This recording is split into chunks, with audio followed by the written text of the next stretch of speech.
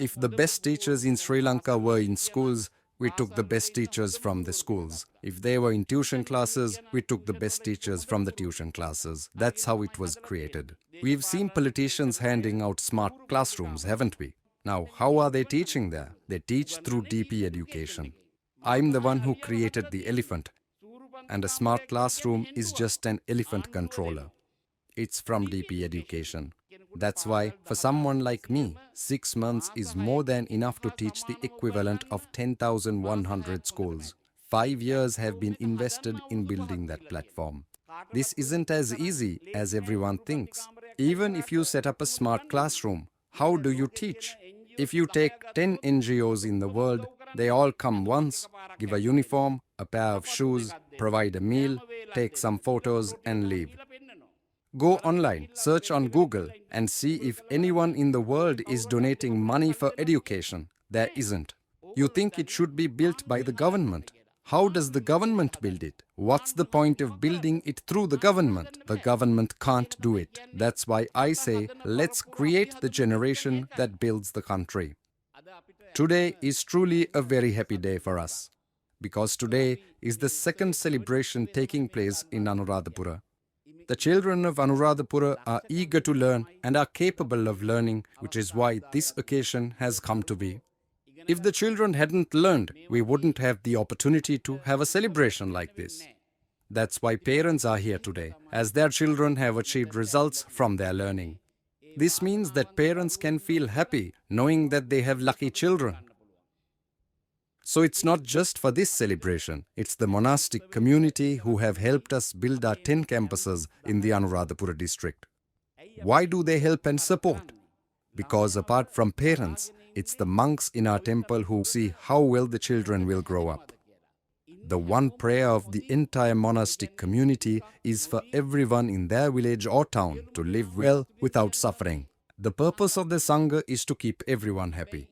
But do we think like that? Do children and parents feel the same? The Sangha dedicates their entire lives to help us. They have sacrificed their whole lives for this cause. You, on the other hand, give alms to the temple once a year. But the monks have devoted their entire lives, renouncing everything to help the people. What does it mean to say we had a rich culture? Why do we possess a richness that other countries lack? Our true richness lies in our monastic community. This means we have a group of individuals who look beyond familial boundaries, pray for us, and help ease our suffering during difficult times. A perfect example is when a family is in mourning, who is there to console them? When someone faces a problem, where do they turn? Why do we hold Bodhi Pujas? All of this is part of the prosperous culture we have cultivated. But do we truly recognize this richness within ourselves? I don't think so. However, I believe this is essential. I always look for where our cultural richness lies. If that's the case, we need to rebuild this richness by preserving and embodying it. If I had thought that I would build these campuses alone, this would never have happened.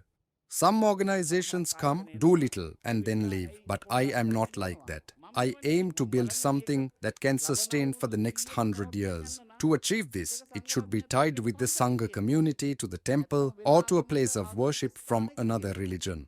This is because if it is anchored in such a place, the monks or priests will naturally have the will to uplift the community in that area. We have heard stories from Jataka tales where eyes, hair or even blood were given as offerings. But have we ever heard of someone giving their entire life? No. However, the monks in your temples led by the chief monk have dedicated their entire lives. For whom? For us. That is why I once again express my gratitude and prayers for the Sangha community for supporting an initiative like this and for taking care of the children and families across Sri Lanka. Some people do not believe that such care is possible, but I know it is being done. Look at DP education. DP education started with school education and has a plan to become the leading platform in Asia. But not just Asia, it's planned to reach the top globally. I believe that goal is not far off. Our only challenge was a technical problem. Reverend, we created a full-stack developer course together with the Moratuwa University. After its development, we launched it in 2022 as one of the best projects globally. Following its launch, it became recognized as the #1 initiative in the world.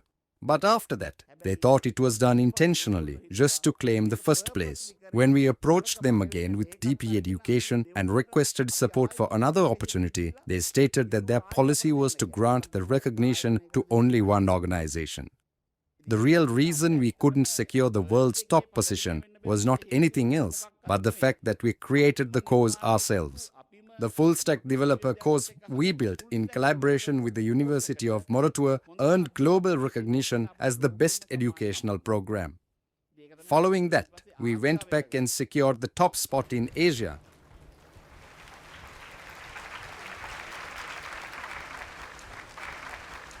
Today, when it comes to school education, we have Asia's leading educational platform. Moreover, any parent with a smartphone or a basic mobile phone can access this for free. While people talk about free education, parents still pay school fees. However, no one pays a single cent for this education.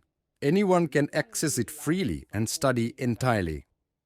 If there are parents who have a phone and can buy a data package for 500 rupees, they think that Colombo has the best schools and we don't. That's a complete misconception.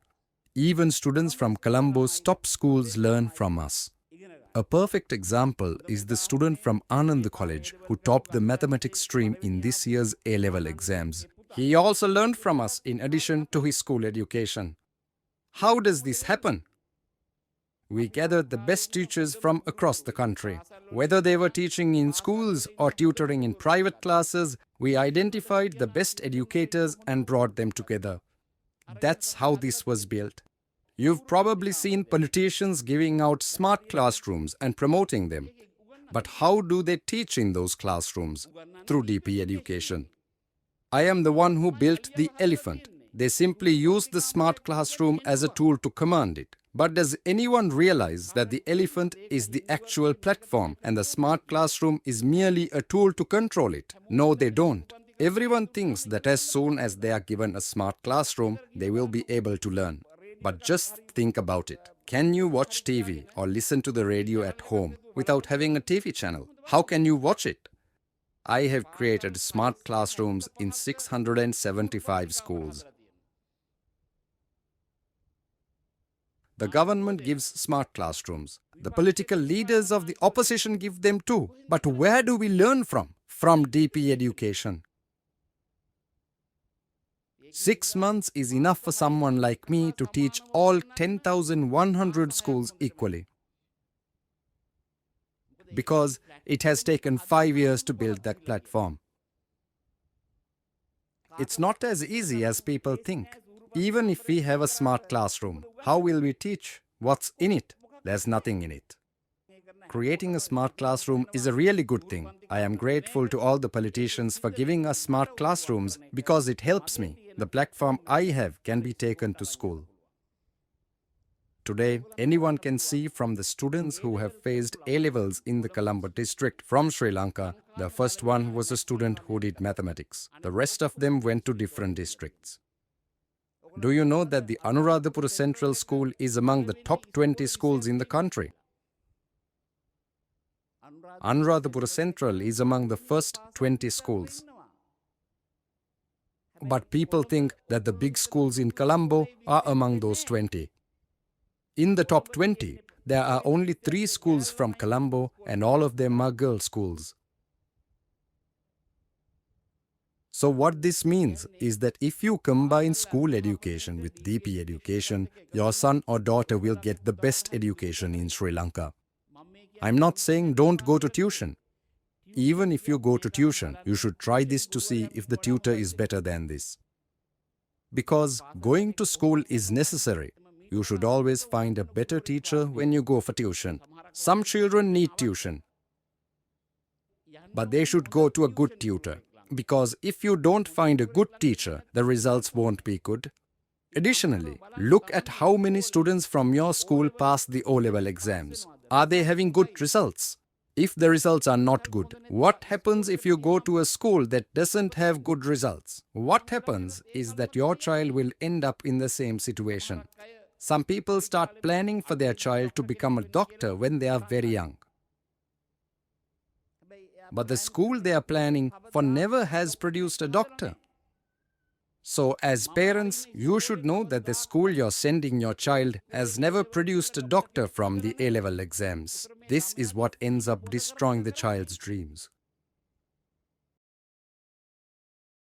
Because everyone first asks what their child should become. Along with that, think about which school you're sending them to for the A-level exams. See how many people from that school go to university. Because if we don't think about these questions, how will we know? Let's say a child is in the grade 11 class. Now they are doing O-levels. After that, they will do A-levels. But the child has a big dream. However, the parents don't have the knowledge to make that dream come true. Do you understand now? When we do 100 projects, in 100th we have an app. In that app, we ask what they would like to become. Because they have studied IT, they think they should become an IT professional. Here, people can become doctors, engineers, or pilots. After that, we need to check whether the same is happening in the Anuradhapura district. Because of that, we need to keep asking questions and move forward with the child. Some people are afraid to think about this. That's why I call it cultural poverty. It comes from the grandparents. When Venerable Mihindu Thera came to Mihintale, he first asked the kings questions before giving the sermon. He wanted to see if the kings had brains.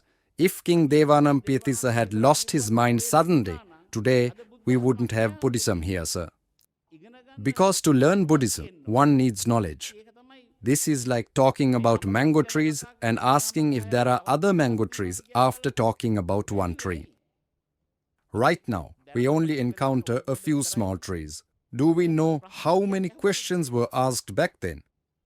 If the kings didn't have brains, today there would be no Buddhism. Likewise, parents also have a responsibility when they take their child to school. They need to ask questions about the school and its future. They need to go to the school and ask how many students from the school passed the A-level exam, how many go to university.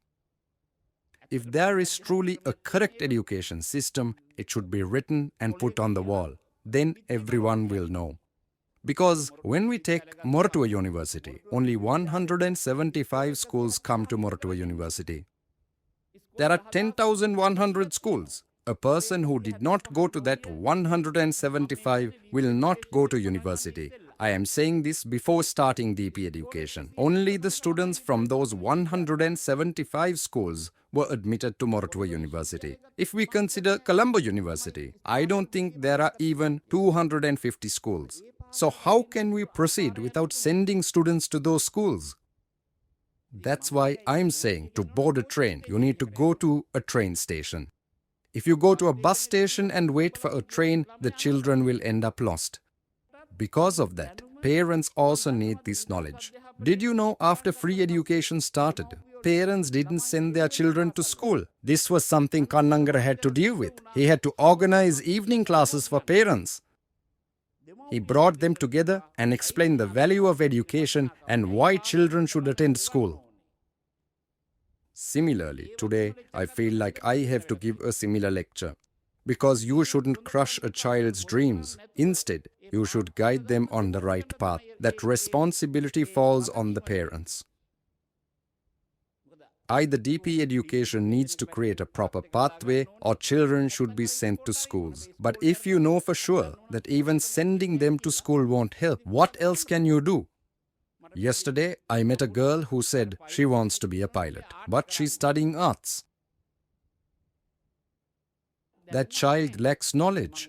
We explained to her what qualifications are needed to become a pilot. Some people I've met say they want to become engineers, but they're studying bioscience. Some students doing arts for their A-levels want to be an accountant. We don't even have the slightest knowledge about that field. But then again, is there any other country in the world where parents work as tirelessly as ours to educate their children? However, even with all that effort, how do we get the results of such hard work? We push our children. But to achieve those results, we need a quality education system in place. Additionally, we must understand the path we should follow. In the past, literacy was defined simply as the ability to read and write. It was said that Sri Lanka had the highest literacy rate in Asia. Why was that said? Because people could read a bus board and find their way home without getting lost. Back in the 1900s, people often got lost because they couldn't read or write. When a bus arrived, they couldn't tell where it was going and ended up boarding the wrong one. Yet back then, Sri Lanka had the best education system in Asia. Everyone could read and write. Even today, we proudly proclaim the same thing, that Sri Lanka has the highest literacy rate in Asia even 40 years later. But why have we ended up here? Now that literacy doesn't seem to have its purpose. Now that literacy doesn't seem to serve its purpose. Today, the focus is no longer on just being literate, but on having an education that enables one to work anywhere in the world. The old concept of literacy no longer works. Back then, literacy was about being able to find your way home without getting lost. Now think about it. How can someone who doesn't know how to read or write find their way home? That's why I always tell children and their parents to ask questions about their lives. Don't be afraid to ask questions. Don't hesitate to talk about the future. Why? Because the only reason I am where I am today is my education. You might think that I got here because my parents were wealthy. That's not true. Every time I started working at a new company, I spent at least 6 months learning and mastering the job. Let me share a good example with you. 4 Mahaveli engineers who learned about the Yoda Canal and the irrigation technology went abroad. In Australia, there's a place called Merb Irrigation, and its entire design was done by 4 Sri Lankan engineers. I went there and stayed for a couple of weeks to study irrigation technology. If you ask me today how to divert a bit of water from one place to another, I can sit here and explain it to you. What I mean is, I've learned that much about it. If you ask me today what the solution is for the flooding in Ratnapura, I can sit here and tell you. This isn't some extraordinary thing once you've learned it. But only if you learn, you'll be able to earn money. You can be the best in your field, even in school. If you study hard, you can be the top student. In the end, education is what matters the most. Nowadays, some people in Sri Lanka study IT, earn money while working from home, buy cars and achieve financial stability. However, society tends to judge them unfairly. For instance, someone once told me, "Sir, we have money, cars and everything we need, but the people in our village say we are involved in something bad." I said, "Don't panic. This is how our country's culture operates." What is it? Look at a white bird with long, beautiful wings. What do they call it? White-robed thief. Why? Because its wings are long and elegant, and others can't bear to see its beauty. So they label it as a thief. Then there's an orange-colored bird with equally beautiful wings. Again, people can't stand its beauty. What do they call it? Robe thief. Why? Because in this culture, if someone has something remarkable, they are labeled as a thief. Why is that? It stems from the mindset passed down by our ancestors. Haven't you seen people who keep calling others thieves? Of course you've seen them. Why do they say it? It comes from those who inherited this mindset from their predecessors. They can't tolerate seeing someone with something good or better than theirs. Why? Because they lack real education. All they have is fake education. If someone has real education, they would know how to earn money honestly. People often claim to have great education, but then why are they still poor? That's because their so-called education is hollow. I don't believe someone with genuine education can't make a living. It's because true education is the key to earning money. I don't know why I trust education so much, but I do. Let me give you another example.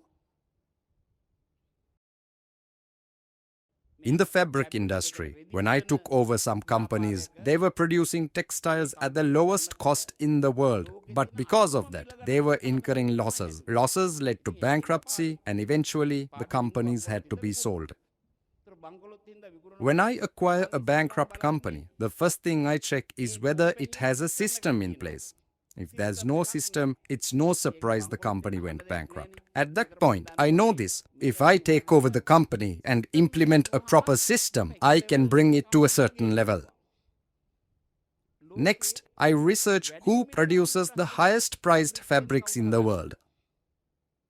That's where we need to be. Today, I manufacture 200 kilometers of fabric daily. These are the highest priced fabrics in Sri Lanka and globally. 200 kilometers a day means 1,400 kilometers a week. If needed, I can produce enough fabric to cover the coastline of Sri Lanka. But all of this requires time and precision. For example, we don't know what color orders we'll receive next week. We use artificial intelligence to predict dye orders. This means we can anticipate which colors will be in demand globally. Otherwise, we'd have to stockpile unnecessary colors that may expire because dyes have a limited shelf life. Some fabrics are designed so precisely that if you stretch them, they conform to the exact energy and design specifications we created. This is why global sports brands like Nike source from us. But let's be honest, the prices aren't low. My fabrics are among the most expensive in the world. When people see high-quality fabric, they often smile and ask if it's made in Sri Lanka. But here's the irony. We are still being told that we can't even build a needle properly. People here can purify water with chlorine levels of 99.7%, but reducing it to 0.3%. They say that's impossible. Yet, this is what the global standard demands. In the US, companies like 3M manufacture filters capable of absorbing 100% chlorine, but the technology behind those filters is mine. That elusive 0.3%, our engineers in Sri Lanka solved it. Every advancement and solution comes through knowledge, and that's the foundation of everything. If you check the web, you will see 3M filters installed in refrigerators across America. I even built a separate factory to produce them. I could go on about this because these innovations created jobs for 60,000 people. Why? Because education made it possible. Without education, none of this can be achieved. People often believe in luck or think anyone can do any job. They assume success comes easily if someone inherits wealth from their parents, but that's not true. That is why I teach my 3 daughters well. Their father's money isn't what defines their future. Education is what truly matters. Without education, they'd squander the resources I've worked hard to earn. That's why I invest in their learning, to ensure they're prepared not only to sustain themselves, but to make a difference. My goal is for them to grow up and contribute to this nation in meaningful ways, to truly help uplift the country rather than just depend on aid.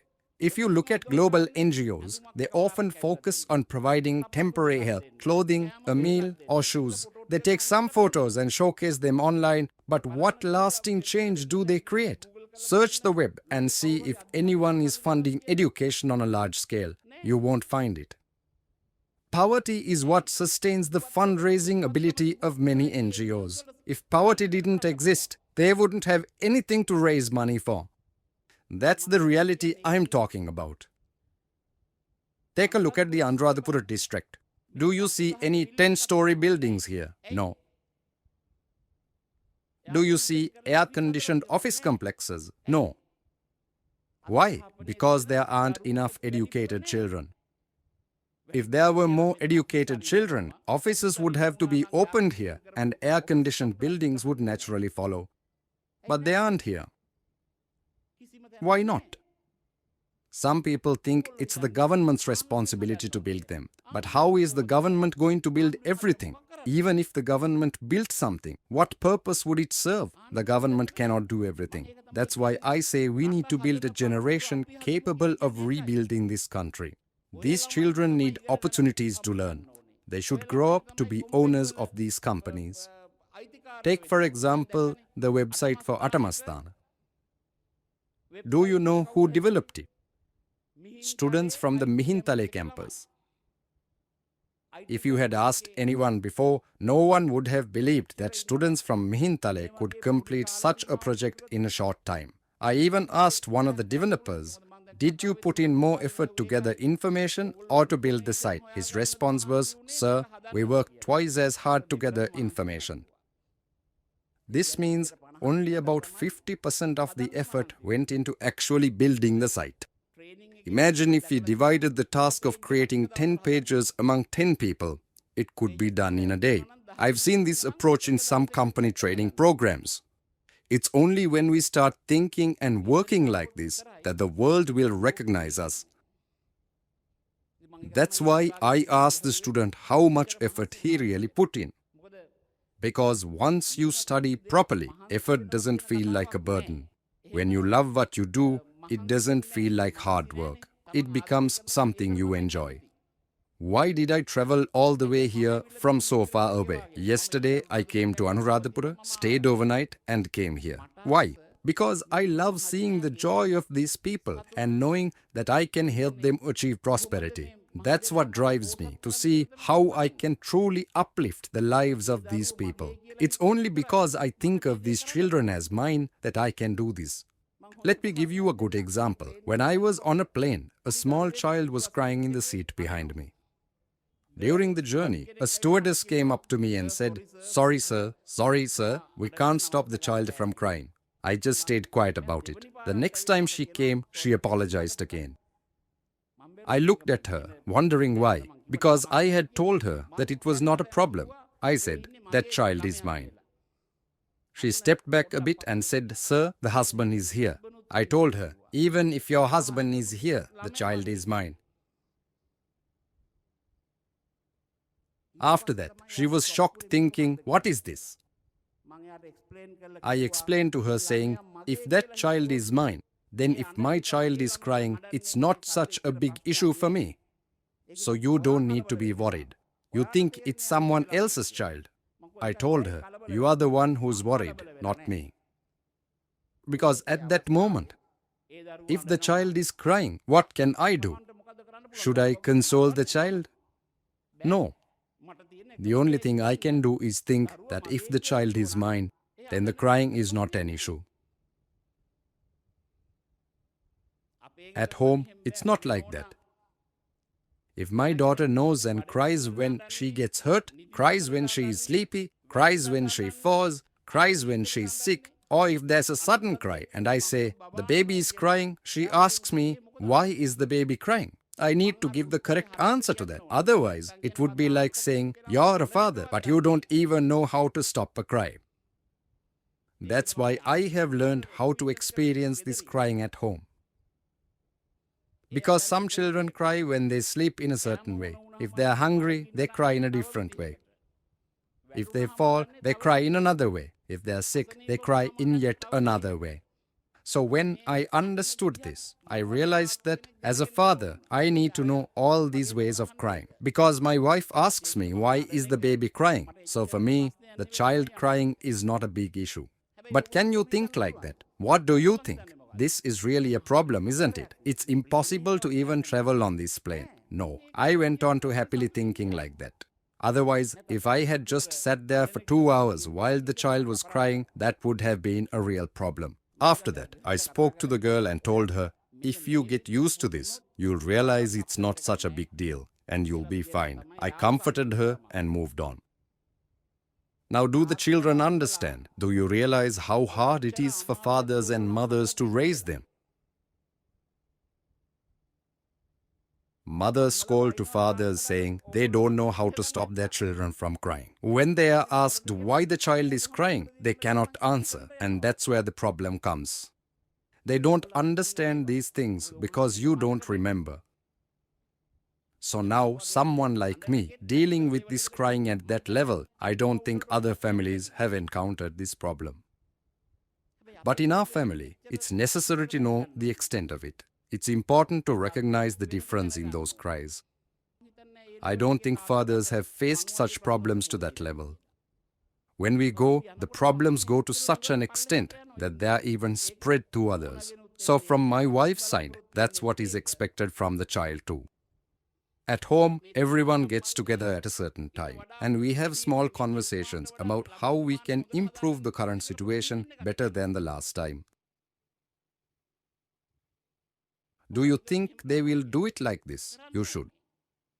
What I mean is, when you reach the ultimate level of learning, this is what you get.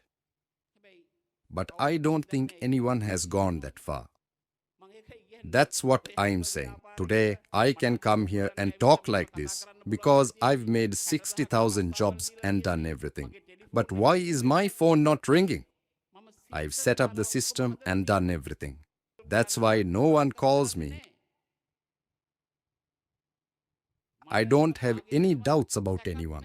I have full trust in that 60,000. But when you take it, you all are skeptical. I don't distrust anyone. We didn't bring anyone from abroad. Of those 60,000, there are probably 50 people brought from abroad. Foreigners working in other countries, about 2,000 of them. But this is being done with knowledge, trust in what we do and how we build the system.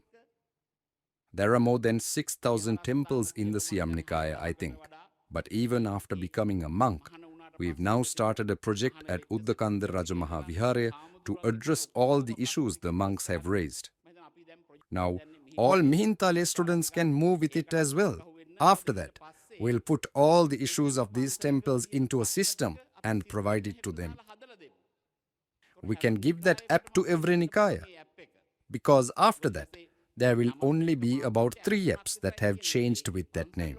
We can also provide a system for temple operations. Otherwise, even though the monks are ordained, it will take 4 to 5 years to receive that certificate. After that, it should be done this way. We will create one system for each Nikaya. Then we will provide the rest to the other Nikayas as well. Right now, we have started with the temples in the Malwatu section. So, Reverend, everything here is a system. We need to transition from the analog era to the digital era. Because if we don't, this country won't survive. It will end up in poverty. If those people think there are no trustworthy people in this political party and that there are trustworthy people in this party, why think about the party? Let them see if they can find trustworthy people in their own party. If you give a shop and there is no system in place, anyone can stand at the cashier's desk, raise their hand and try to prove they're trustworthy. Would you call someone trustworthy just because one person says so? Can anyone find a trustworthy person for a family? Raise your hand if you can.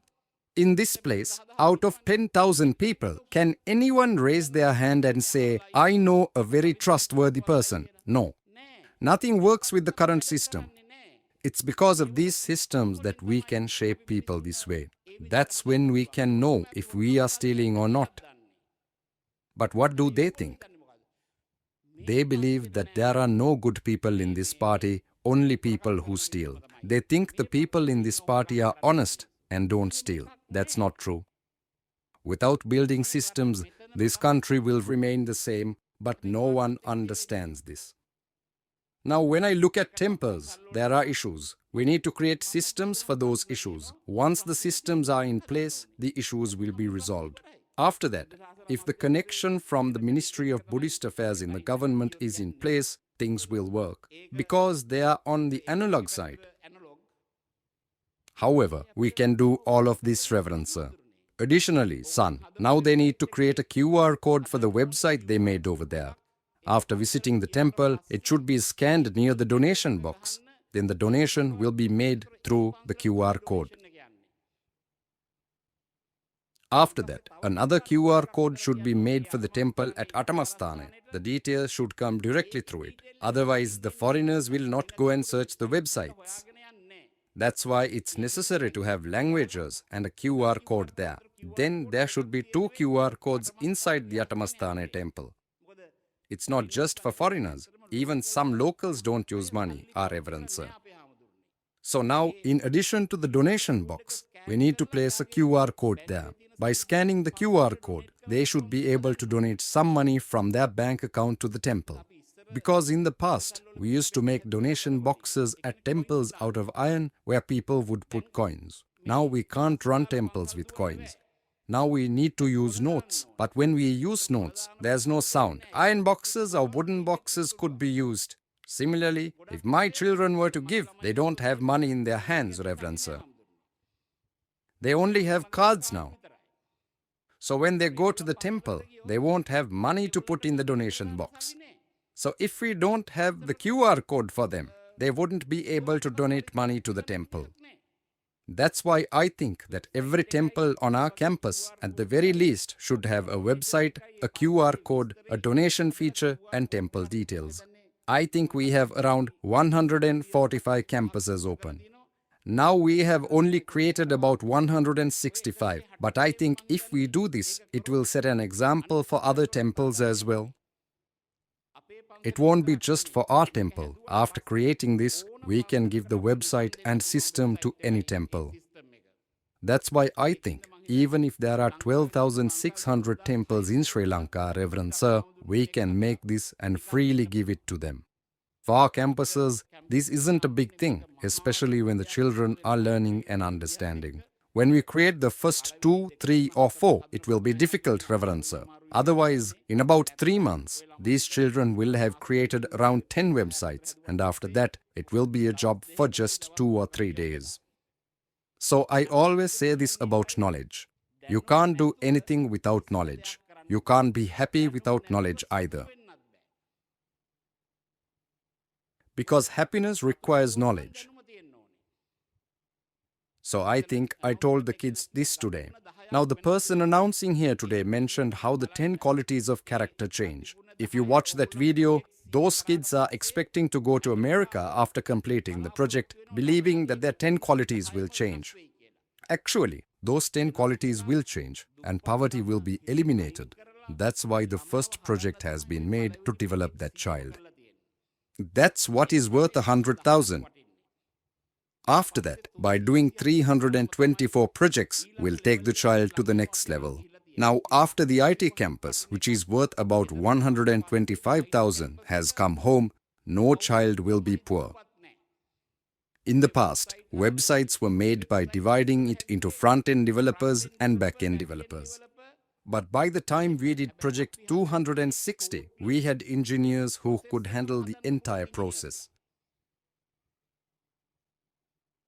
In the past, the kids at our campus could only work on the front end. For the back end, there was a need for someone else. To add payment gateways, there had to be someone else. To take care of security, there needed to be someone else. It was done by 4 people. But we've taught them to do everything with those 4. Because some of the big companies in the world now require their trainees to create a page a day during the training period. That's it. They still haven't gotten that yet. That's the training they are providing now. So I think the kids understand the value of education well. Without education, if you are dreaming about the world, those are really just dreams you see tonight.